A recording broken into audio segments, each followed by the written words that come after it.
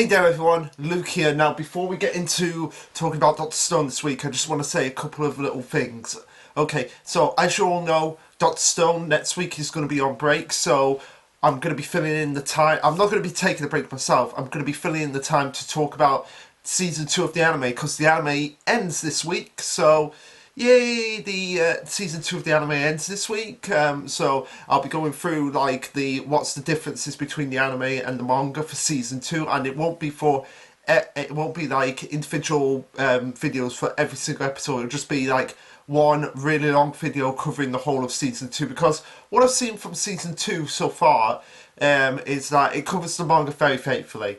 And there's not really many differences that I had to really nitpick, really dig down to nitpick what is actually different about the anime and the manga to actually get like a decent video out of it. So yeah, that's what will be coming next week. I don't know if it'll be like one really long video or it'll be done in 2 parts, like part 1 talking about episodes 1 to 5, and part 2 talking about episodes 6 to 11. We'll just have to wait and see. So that's all I want to say, but for now, let's just jump right into chapter 190.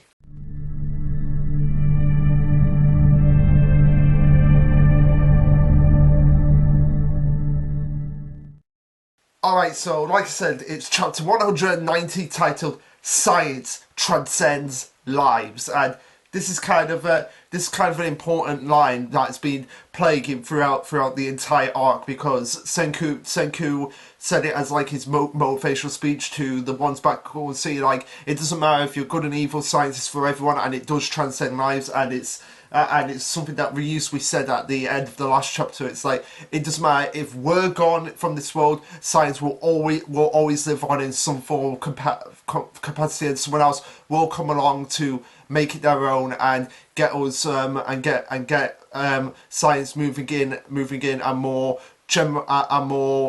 futuristic direction. And obviously it's a relation to the growing relationship between Joel and Kazuki, because Joel, being someone who's kind of not really sure how to interact with people, kind of comes to respect Kazuki in this chapter. And Kazuki obviously being someone who's been kind of like a bit unsure about things because of the fact that he's really old, and they're like, and people going, why does that even matter? Like, we're all friends here, we're all working towards the same goal, so why does age even matter? So, like I said, the science transcends lives. That could basically be the main theme of the series itself, in some way, because Senku is the one that's actually teaching all these members of Ishigami Village how to do these science things, so that it can be passed down through the generations itself. Again, like it's saying, transcending lives. So pretty cool title there.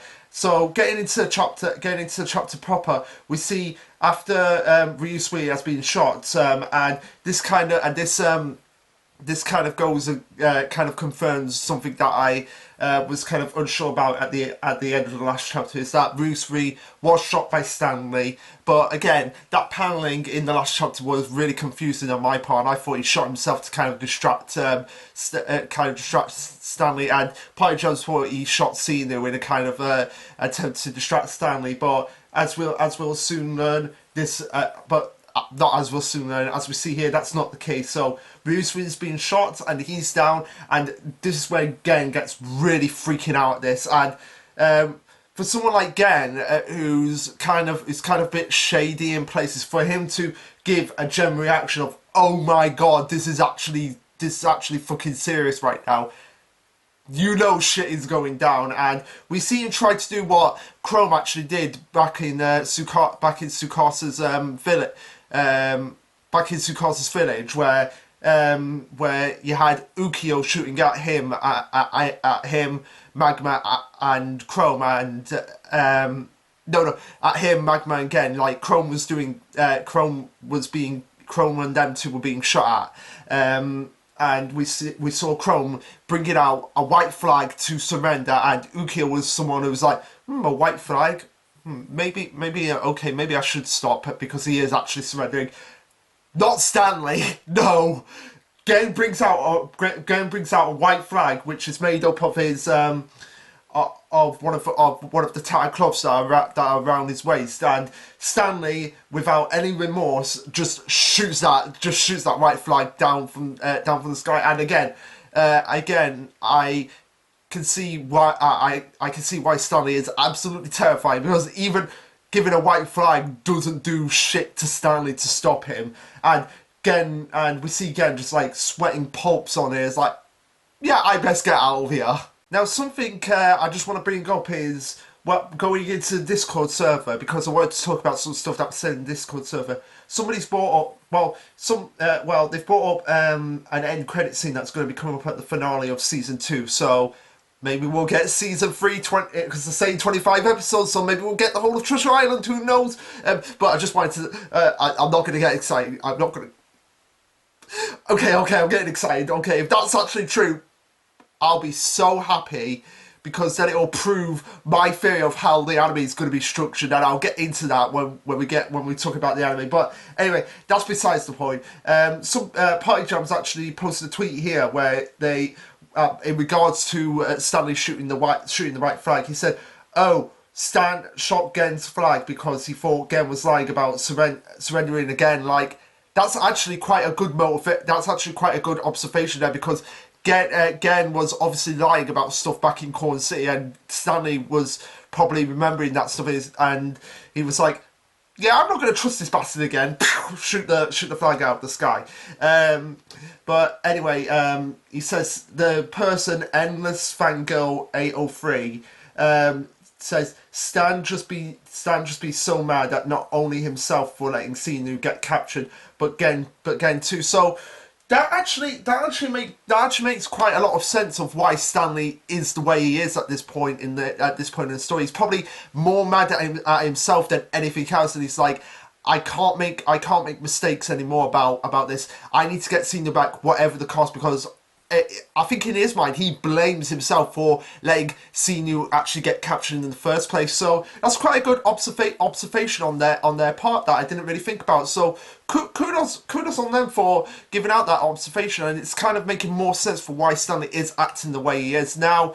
With Stanley's like motivation himself, people are a little bit split on it. For me personally, the fact that he's just so single-minded in his goal of getting Xenu back makes him much more of a bounty hunter. Like I said last time, it's like he's much more of a bounty hunter kind of character, which in my opinion makes him all the more scary, because you don't know exactly the methods that bounty hunters are actually going to do to achieve their goals, and the fact that Stanley is using guns against the King of the Sides shows much more of a viable threat that he can actually be.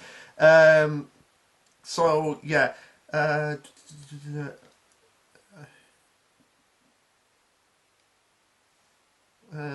Oh, sorry about that, guy. I had a bit of hair in my mouth.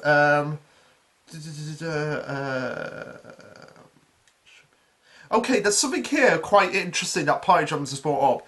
It should be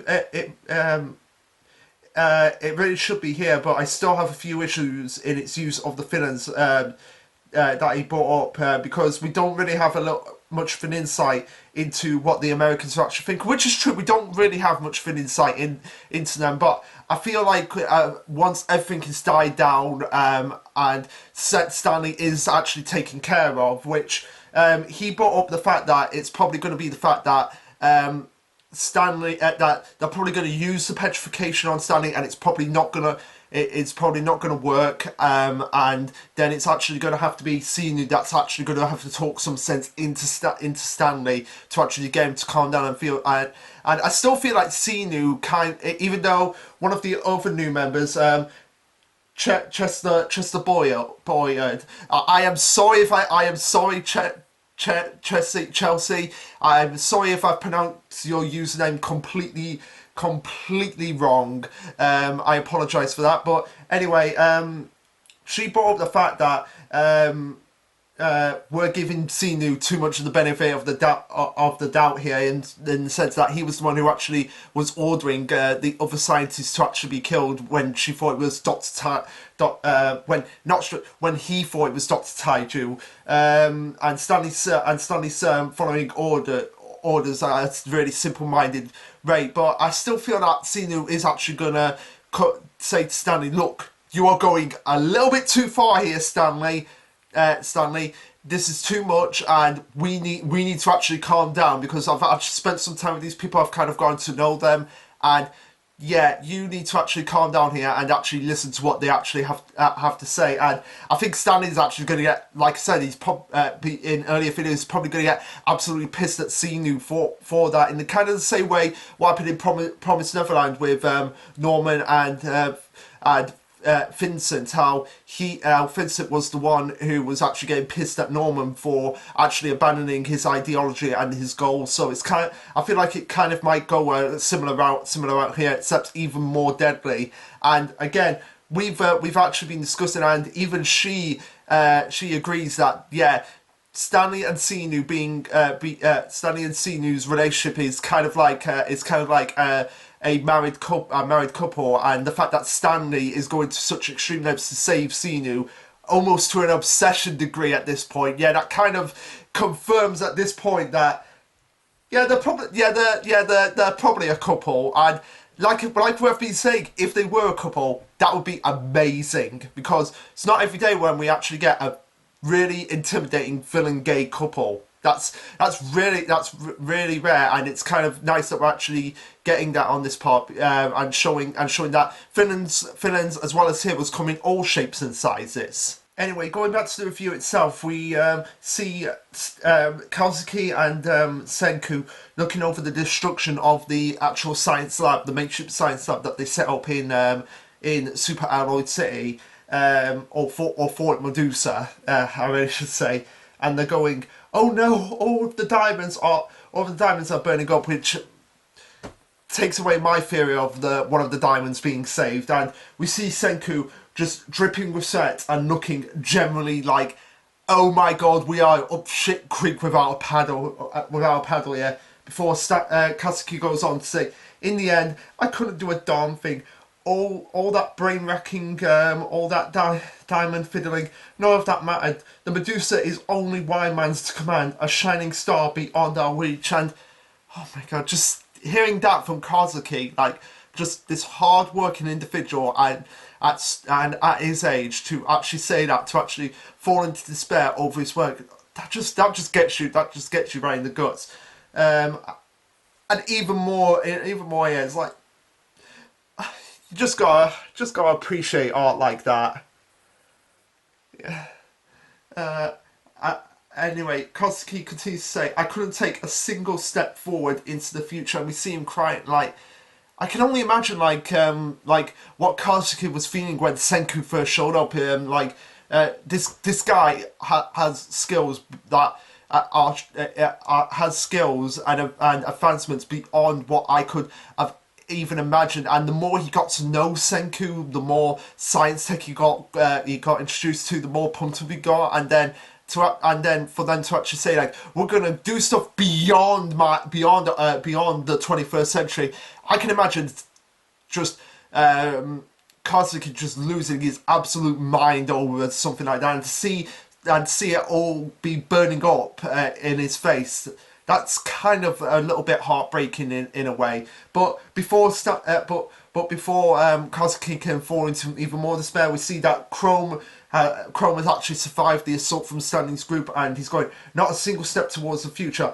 I wouldn't be so sure about that. Sure, our power alone wasn't enough, but as we see him holding the phone and it is ringing, and they're like, who is this from? And then Senku immediately knows who's actually calling them, which is their ace technician over in Corn City in North America. It's got to be Professor Joel, and yes, Joel, MVP of this chapter, and possibly even the arc.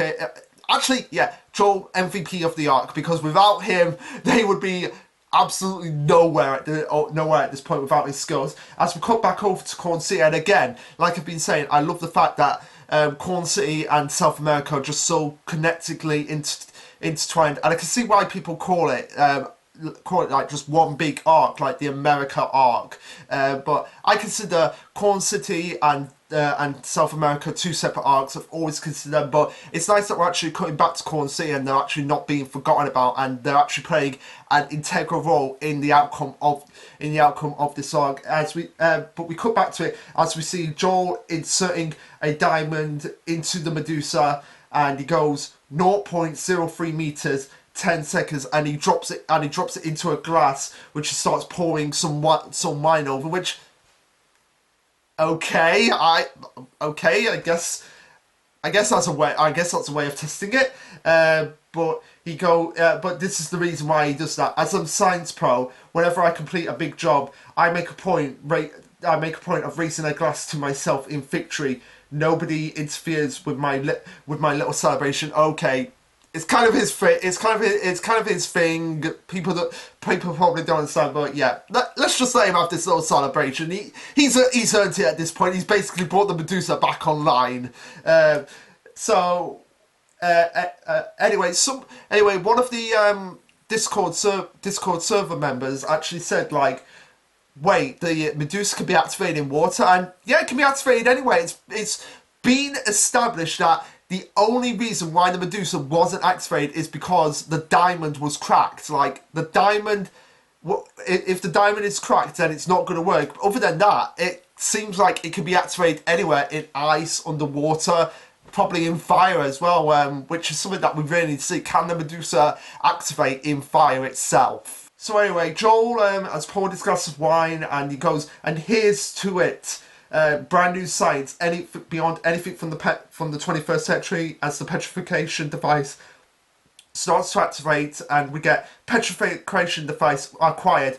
Humanity now owns this for all eternity. So yeah, they pretty much got the petrification stuff actually sorted down to a T. Would have liked to have learned more stuff about where this actually came from. Yes, but I feel like we're actually going to get that later on when we actually do get to the moon to confront the Wine Man, which I really want to find out more about what the Wine Man actually is. Yeah, it's in the words of Senku, I am getting excited. Joel goes on to say, from this day forth, the only obstacle between me and more diamond batteries, a task nigh impossible without my prodigy skills.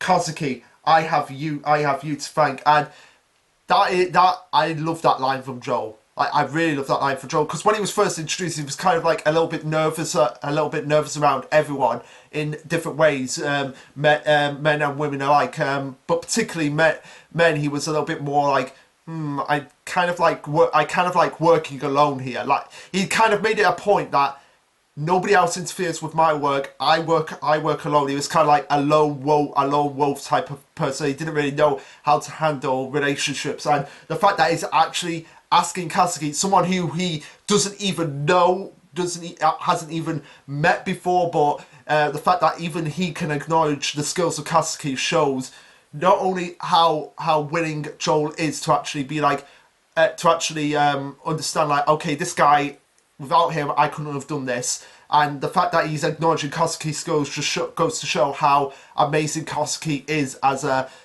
craftsman, and how refined and honed his skills are for someone like Joel to say that. And like I said, I really hope once all this is over at the end of the series, Joel, Kazuki, and Yuzuriya are opening up like a craftsmaking where Kazuki works on like more intricate machinery. Joel works on like more jewels and craft gems and all of that stuff. Like the accessories, that's it. Accessories, and Yuzuriya Yuzuriya is like just the ultimate clothes maker. Just like I can see her now just going like her young Kazuki berserker mode that she's been doing, where she's like just making clothes. I can actually see that, and Joel being like, is she always like this?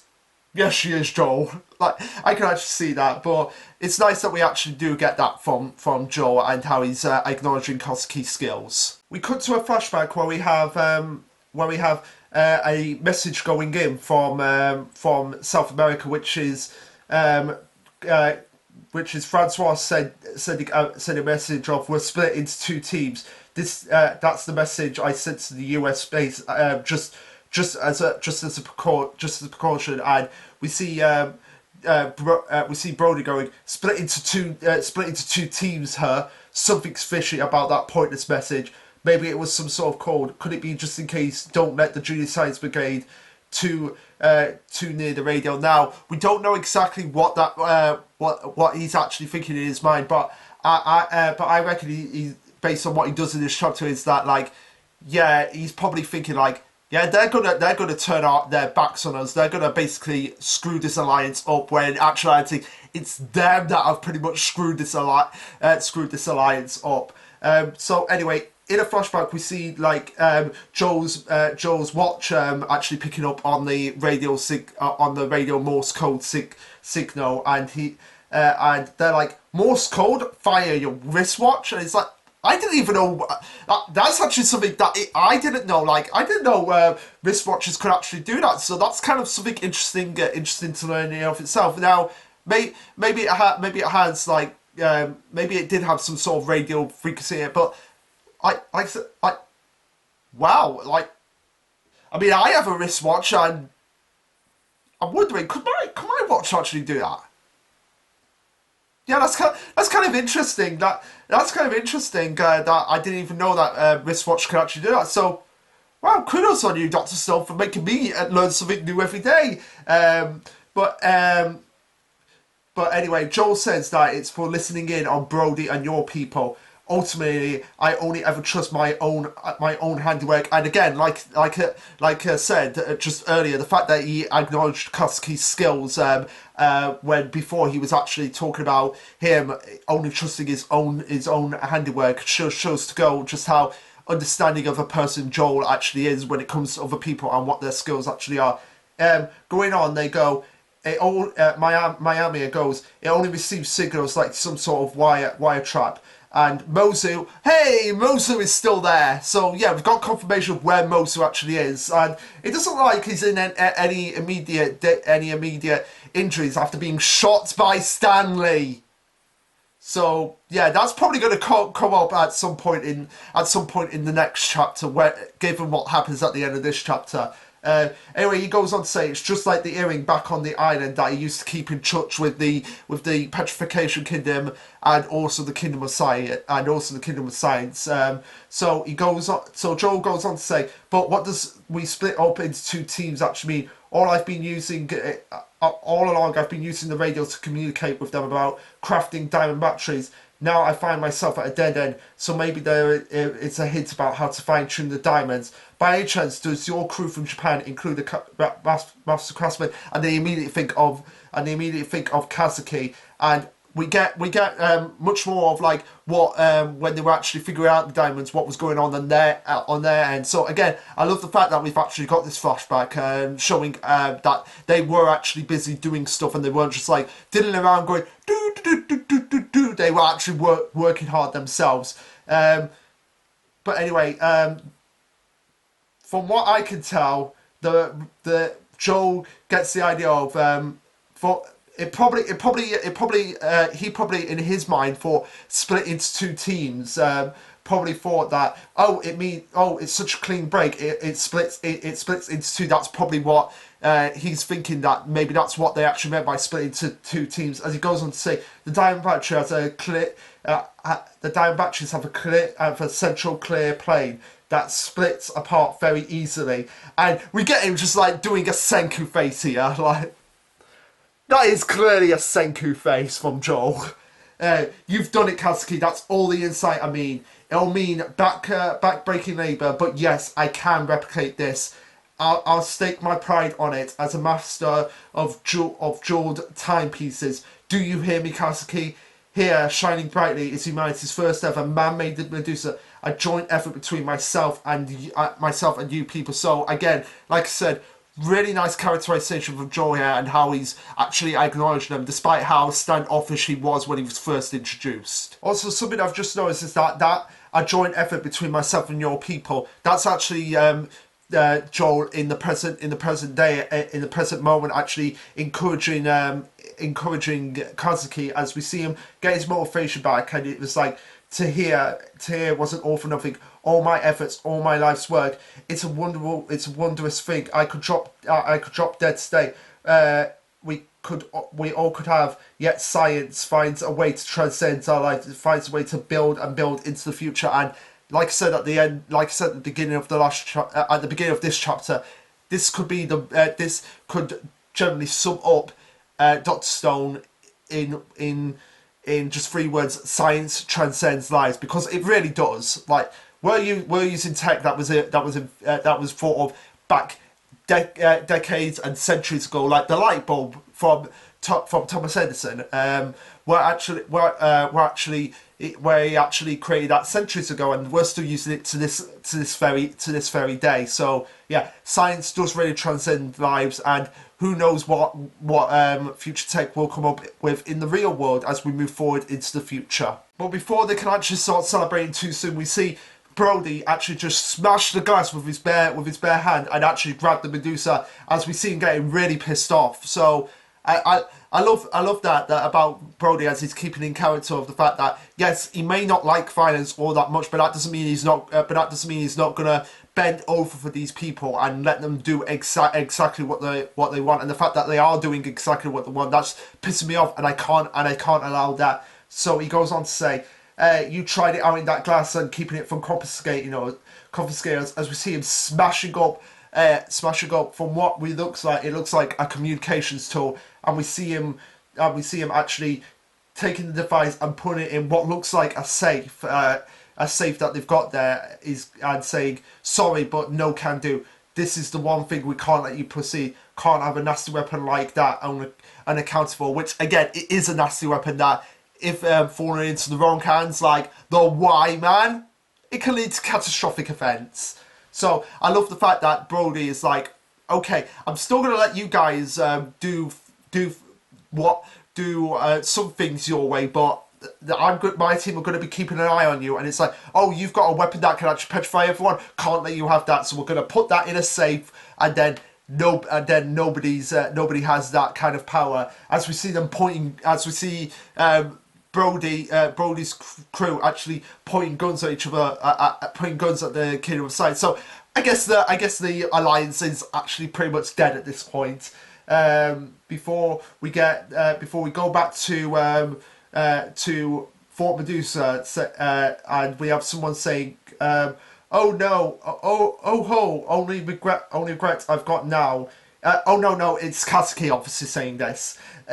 Is that the only regret he has now is that he never got to congratulate Joel. You'll probably get to congratulate him at some point, and I can't wait for that meeting between Joel and Kazuki, because it's going to be interesting to see what Joel thinks of Kazuki and his bulging muscles when he gets excited and his clothes rip off. Anyway, since Chrome has actually caught up with them, and Gen's actually caught up with them, so like it's Gen, Senku, Kazuki, and Chrome at this point. Chrome goes, why don't you use the radio? Not like it matters if Stanley overhears it at this point. And they go on to say, this is true, especially because dear Stanley's gang now lack a radio of their own, I dare say. They've delivered no ultimatum via the radio, and they're ignoring my white flag. His boys are being awfully aggressive, don't you think? It's almost as if their trans receiver was destroyed, thereby shifting the hostage power balance in our favour. Besides, dear Kohaku, Tsukasa and Hyoga are hardly the types to lay down and die having accomplished nothing. And Chrome actually agrees with this, right? Which means that maybe we've got sole control of the airwaves right now. And we see Senku just getting an immediately shocked face, like, holy shit, that's actually correct. And I'm glad, like someone said, I'm glad Gen didn't bring up Taiju at this point, because to bring up Taiju and how he sacrificed himself to save Gen, that's kind of something that Senku doesn't need to hear at this point. And I can only imagine who's actually gonna get out of this arc alive. Like I said, Hyoga, probably not. Taiju, maybe not, but everyone else I can see actually getting out alive. But we're just gonna have to wait and see what the Medusa is actually capable of, what its limits are, and of how it can actually bring people back to life, basically. Anyway, Gen and Senku get like they're really like giddy face, like, yeah, let's do it because it's do or die. It's do or die at this point, and we get them sending a message back to Corsi in Japanese, and Brody's like, yeah, we can't let the Science Brigade actually hear this. But of course they don't realise that Joel's watch is capable of picking up radio waves as he picks it up, and and he's realising, oh, it's in Japanese, so I need someone to actually translate the signal for me before it actually cuts out. And as we see Miami actually translating the um,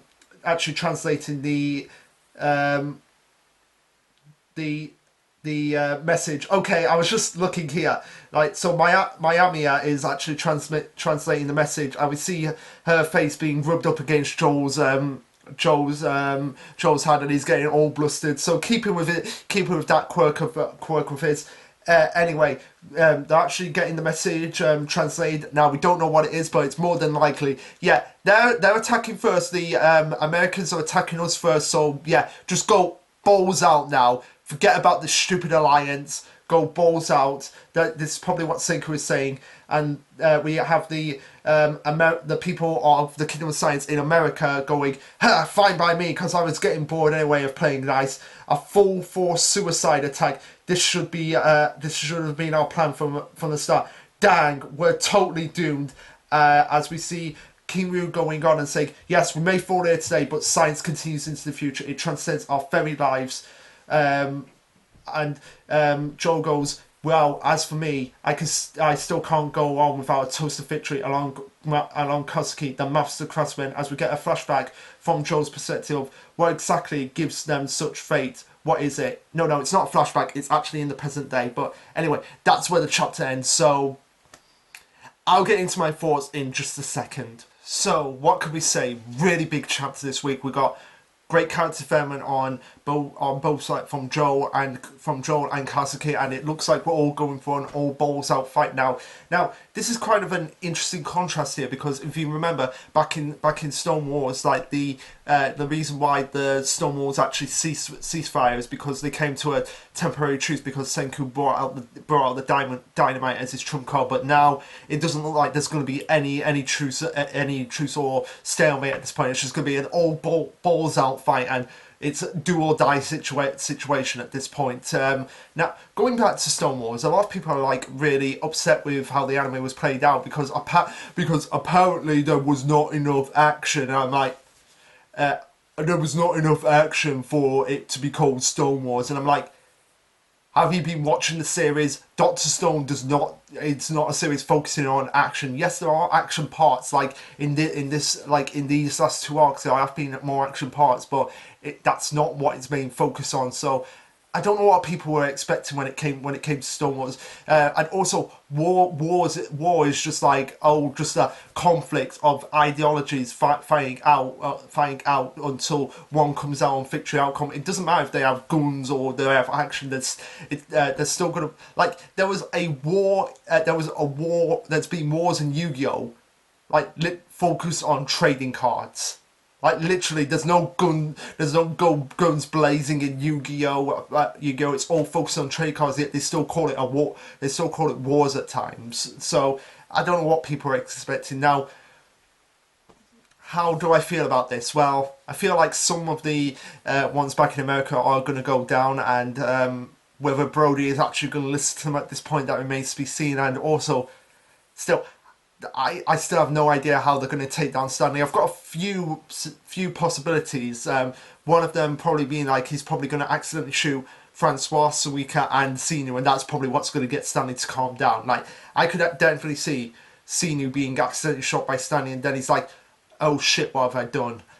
So that's the only possibility I can think of at this point. Other than that, I really don't have anything else to say with this chapter other than that it was really good, and we got an interesting dynamic between Joel and Kosuke, and like I said, it's probably all going to be guns blazing, do or die situation at this point. But anyway, guys, what did you think of this chapter? Let me know. Like, subscribe, comment, all that jazz, and this will be Lashaluk signing off.